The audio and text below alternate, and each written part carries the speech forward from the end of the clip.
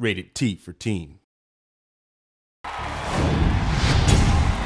What's up, guys? Neven Dravinski, producer on UFC Undisputed 2010, coming to you from the famed Black House Gym, once again in an undisclosed location somewhere in Los Angeles, California.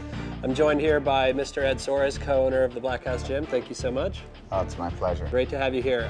We're going to talk today about some of the improvements and enhancements to the UFC Undisputed 2010 career mode. I think what you'll find is a much more immersive experience, much more representative of what real fighters go through. We have weigh-ins, a lot more interviews, a lot more kind of immersion in the fighters. We also have this concept of starting rivalries, and you get to kind of pick a fighter voice, and throughout the interviews you can decide what kind of response you're going to give about your opponent, about your sponsors. I mean, Ed, you've been a manager for a long time, you've kind of gone through this. I never really get any sort of antagonistic feelings from your guys. Is it just absolute confidence that these guys have? Definitely is confidence, but I just think that all of our guys are really good guys, and they're, all of the guys I manage, I tell people all the time, it's more like a family. It's more a group of guys that there's no one that I manage that I wouldn't let stay at my house. One of the cool features that went into the game this year that was missing was this ability to switch weight classes. So basically you're saying that Anderson will be able to fight in the middleweight and light heavyweight division? Well, yeah, I mean, that's certainly, he'll have that opportunity as a roster fighter, but in your career, as you create a fighter, emulating Anderson's style, you'll be able to, if you tear through a division, we give you the option at some point through your career to make that jump, to move up to another weight class, to see how you do up there.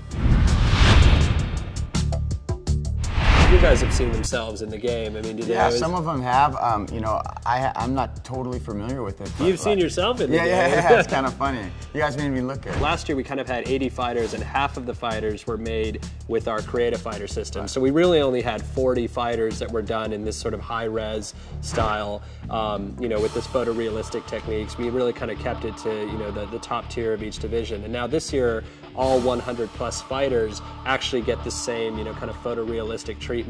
I mean, you can choose your voice. I mean, you can choose your hair type, your body hair type, your body hair color type.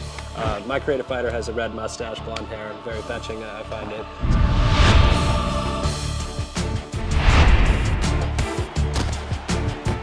So much like in the real UFC, we give players the opportunity to train at different camps. This year it's not boxer, wrestler, Muay Thai, Jiu-Jitsu guy. You're just learning specific moves, and you go work with members of these camps to get these moves. So for example, if I want to work on my boxing, I can come to Black House and work with Anderson, or if I'm in, heavyweight, I work with Junior and on boxing, and I work with Nogueira on my jiu-jitsu. And as a result, I'll get these specific moves that I'll be able to apply to my fighter and be able to have a much more rounded, realistic representation of what a fighter is in the game. In career mode, on top of being able to create my own fighter, I can create my body type, my weight class, what brand shorts I wear, what sponsors I have, and then I can also choose what camp I want to go train with. Correct. So, and all of these things get unlocked in tiers. When you first start out in your career, nobody knows you, nobody wants to sponsor you, But really, much like in the real world, if you fight better, if you start winning, people will start to recognize you, notice you, and want to offer you stuff. The game will actually track how you actually proceed in the game. If you're a guy that does a lot of head kicks in the game, if you're kind of a guy that is going for only stand-up, eventually your opponents will start taking you down, or going to the ground, trying to exploit your weakness. Rogan and Goldberg might call out like, the guy's knocked out his last 5 opponents via head kick, etc., etc. It really kind of immerses you in the experience, but also makes you have to think about how you're preparing for other opponents, that you can't use the same game plan over and over again. And with your guys, when when they're preparing for fights, I mean, what's the thought process that goes on there? All the guys like to watch a lot of the fights. Some guys like to watch it less than others, but most of the time, all the coaches are always paying attention a lot to their previous fights. Every fight is different.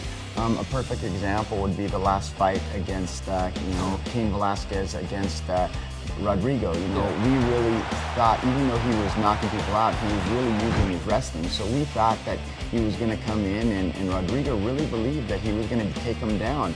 And you know, he came in with the wrong strategy, and obviously came in with the right strategy and won the fight. That's something that we definitely want to capture in the game, and we have this concept of what we call stat decay, that, you know, as you kind of have more fights under your belt, the harder it is to stay at sort of peak physical condition. You have to actually invest more time training, you know, your particular stats. If you don't actually go after those things, the more fights you have, they'll actually decay at a faster rate.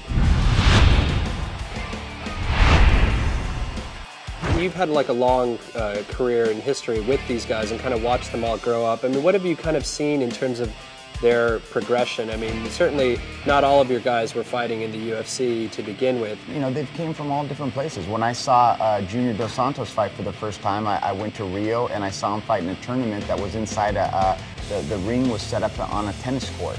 And he fought 2 guys in one night and knocked them both out. And that's when I said, man, we got to get this guy in the UFC. Lyoto, he got his first fight in the US here, was in the WFA. And what a great segue. You know, in our career mode, we have this aspect of where instead of, you know, jumping right into the UFC, you know, from the get-go, you actually start off your fights in the WFA, much like Lyoto, and then at some point, if you perform well, you actually get to move up into the UFC. And conversely, if you suck, they kick you back down, and then you have to work your way up again. It's time! 5 rounds for the UFC Light Heavyweight Championship of the world!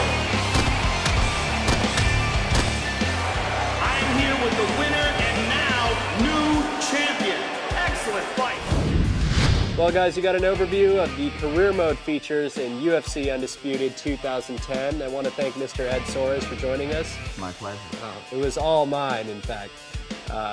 You've seen a little bit about the game, and trust me, we'll be back with more soon.